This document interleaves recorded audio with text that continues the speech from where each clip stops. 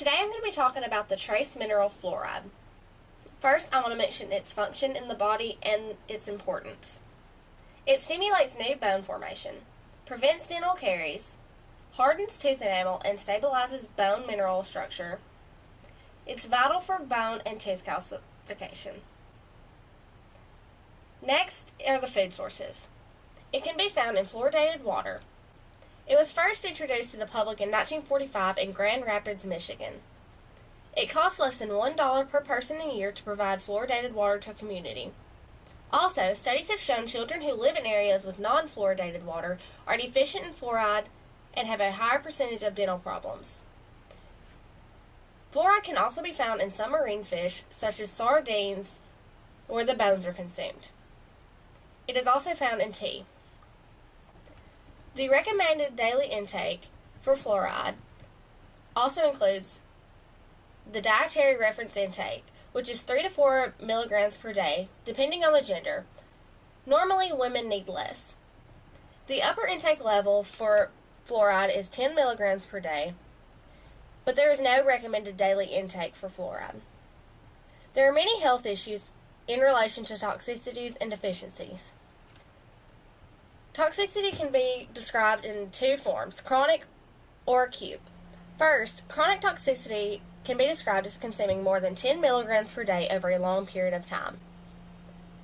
Some of the health issues and symptoms in relation to chronic toxicity are hypocalcemia, where fluoride binds calcium ions, hypoglycemia, neurologic effects, electrolyte abnormalities, osteosclerosis, stiffness and pain in the joints, muscle wasting, and fluorosis.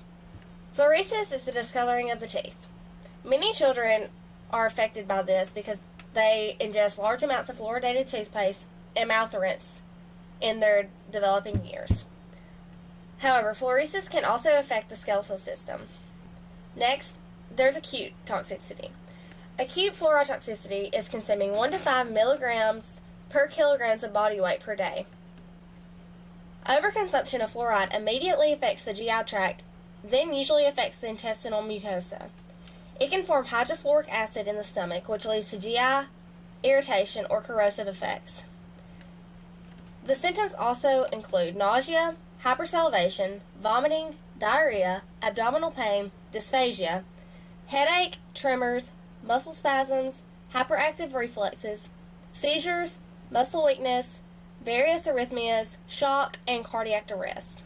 However, if one does not intake enough fluoride, they can have a fluoride deficiency, which is described as consuming less than 2 to 2.6 milligrams per day. The effects of this are tooth decay and vulnerable bones and teeth. So in conclusion, it is important to have enough fluoride in your diet to promote optimal health.